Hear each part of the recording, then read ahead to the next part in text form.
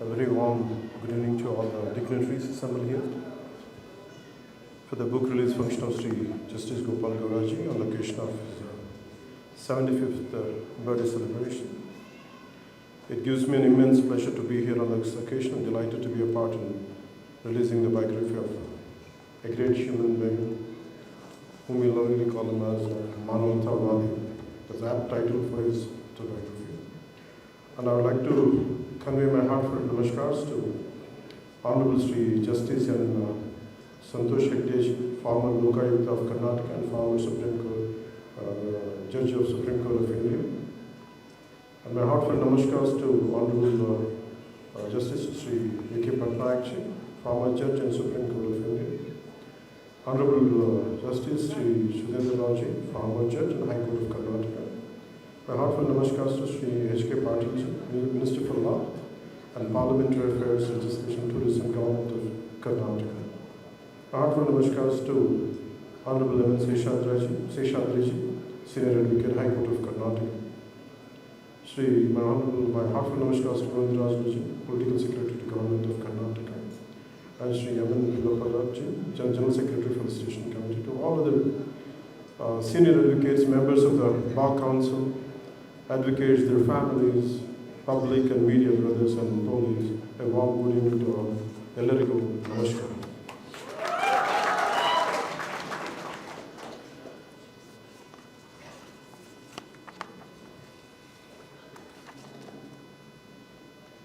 One sentence I could think of Justice Gopal Gauraji is that when justice becomes a voice, not just a verdict, that becomes Justice Gopal Gauraji. Today I am deeply honored to be here today, celebrating the 75th birthday of Honorable former Supreme Court Judge, Justice Sri Gopal Gauraji. I stand before you not as a Deputy Chief Minister or other names I carry.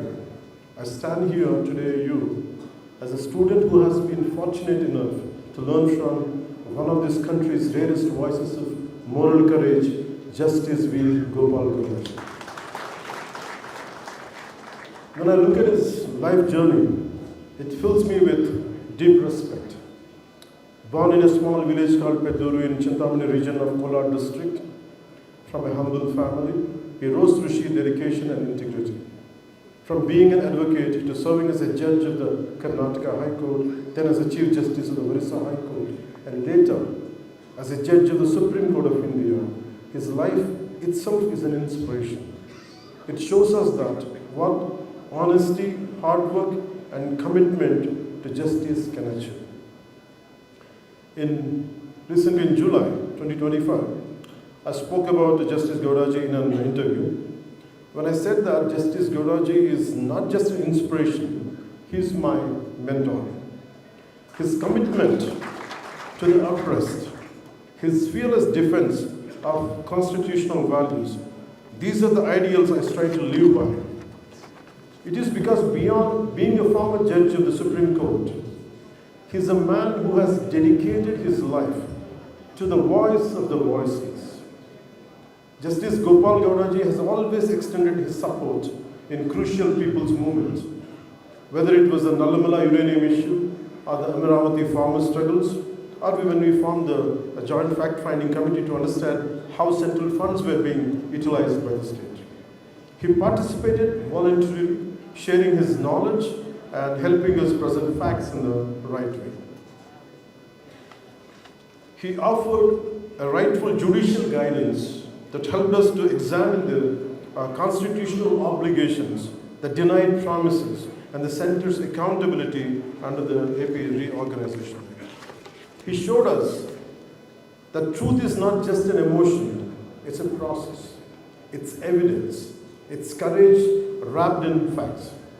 With his support, our fact-finding committee was not just a political tool, it became a document of justice and a mirror to the facts. What we learned, mainly from key words from him is, governments may change, but the duty to the Constitution never changes. And that our duty is not to please governments, but to protect citizens from the misuse of power, whoever wields it. Justice Gopal Gowdaji, your life and words reminds us that true patriotism is not about political alignment, but about institutional courage and moral conviction. You have taught us that we must govern with conscience, judge with courage, and serve with integrity because, as you beautifully put it, the Constitution is not just a document, it is a sacred trust placed in our hands. We are deeply grateful, sir, for your wisdom, your clarity, and your unwavering faith in the spirit of our Constitution. Your words continue to inspire us to build a democracy rooted in courage, compassion, and balance.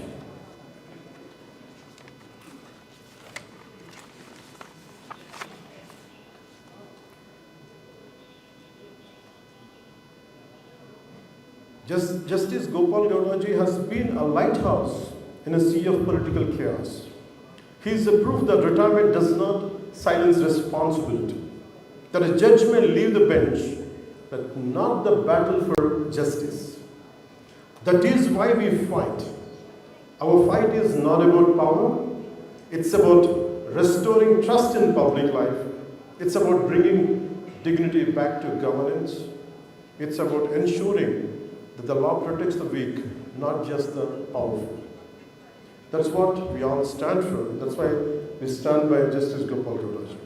And in this journey, we are blessed to be guided not just by political instincts, but also by ethical giants like Justice V. Gopal Gowdaji.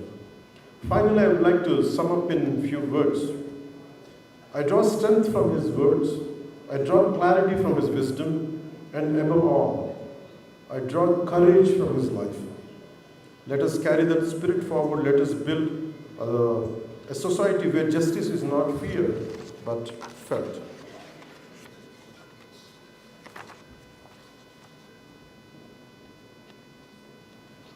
And these are the key takeaways which I have taken from his life. He has often said that legislature, the administration, the judiciary are the three organs of one living constitution. Each must perform its role independently, yet harmoniously complementing one another when needed, but never crossing into each other's domain. These words capture the very essence of our republic, that independence does not mean isolation and cooperation does not mean compromise. You have repeatedly reminded the judiciary, the government, and the bureaucracy that the ultimate duty of every institution is to protect the democratic spirit and uphold constitutional values. Your reflections on governance and justice are not about politics, they are about principle. The judiciary must show courage when power becomes overbearing and caution when power is balanced. On this special day, I pray to Lord Venkateshwara and Lord Manjunatha to bless Justice Gopal Gowdaji with long life and good health. May his wisdom continue to guide future generations and may leaders like me always have the privilege to learn from his experience and ideals. And Jai Karnataka, Jai.